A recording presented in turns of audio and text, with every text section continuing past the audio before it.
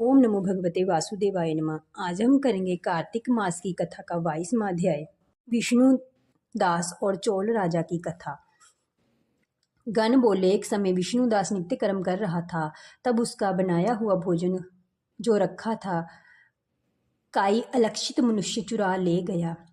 दोबारा भोजन बनाने में देरी ना हो, सायंकाल की पूजा में विघ्न ना हो, इसीलिए उसने भोजन नहीं बनाया। दूसरे दिन फिर रसोई तैयार कर जो भगवान के भोग की तैयारी की, इतने में कोई छिपकर भोजन चुरा ले गया।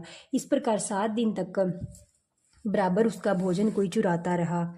वह विस्मय युक्त होकर अपने मन में विचारने लगा कि यह सन्यासी का स्थान है, कभी इसका त्याग न करूँगा। जो फिर रसोई बनाऊं तो सायंकाल की पूजा कैसे हो। पाक बनाकर बिना भगवान के भोग के धरे भोजन करना वैष्णवों को उचित नहीं है। मैं 7 दिन से उपासना व्रती हूँ, आज पाक की रक्षा करूँगा। इस प्रकार रसोई बनाकर ये छिप रहा। इतने में देखा कि पाक चुराने एक चंडाल आया है, जो भूख से थका हुआ दुखी दाह चरम अवशेष है। उसको देखकर ब्राह्मण दुखी हुआ। उस अन्न ले जाने वाले को देखकर ब्राह्मण बोला, ठहर जा, सूखा भोजन कैसे करोगे, घी ले जा, चुप्पड़ के खाना। ऐसा कहते हुए आते हुए ब्राह्मण को देखकर उसके डर से चंडाल दौड़ा और गिर पड़ा, मूर्छा आ गई। वह ब्राह्मण मूर्छित चंडाल को देखकर वस्त्र से हवा करने लगा। तब वह चंडाल उठ खड़ा हुआ तो विष्णुदास ने उसे शंख चक्र गदा पद्मधारी नारायण के रूप में देखा, जिसके पीले वस्त्र, 4 भुजा, छाती में लक्ष्मी का चिन्ह है, किरीट पहने हैं, अलसी के फूल के समान प्रकाशमान है, को स्तंभ मणि सहित देखा। सात्विक भावों से युक्त वह ब्राह्मण उनको स्तुति कर और नमस्कार करना चाहता था। तभी इंद्रादी देवता वहां आए। गंधर्व और से देवता और ऋषि गणों से भर गया। फिर विष्णु भगवान सात्विक व्रत वाले अपने भक्त को अपना स्वरूप देखकर बैकुंठ को चले गए।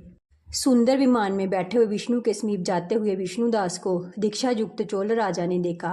वैकुंठ लोक जाते हुए विष्णु को देखकर अपने गुरु मृदिगल को बुलाकर चोल बोला, जिससे चिढ़कर मैंने यह यज्ञ दान किया, वही विष्णु रूप धारण करने वाला ब्राह्मण वैकुंठ को जा रहा है। दीक्षा लेकर जो मैंने इस वैष्णव क्षेत्र में हवन किया और दान आदि से ब्राह्मणों का मन प्रसन्न किया, आज तक भी मुझसे विष्णु प्रसन्न नहीं हुए। विष्णुदास की भक्ति से ही भगवान ने उनको साक्षात दर्शन दिया है। फिर चोल यज्ञशाला में जाकर अग्नि के आगे स्थिर होकर विष्णु से प्रार्थना करने लगा, हे विष्णु, मुझको वाणी और कर्म से स्थिर भक्ति दो। यह कहकर सबके देखते देखते अग्नि में कूद पड़ा।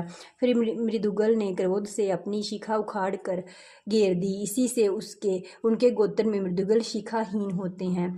तभी अग्नि से प्रकट हुए भक्त वत्सल भगवान ने उसको आलिंगन करके श्रेष्ठ विमान में चढ़ा लिया और अपना स्वरूप देकर उसको देवताओं समेत बैकुंठ को ले गए।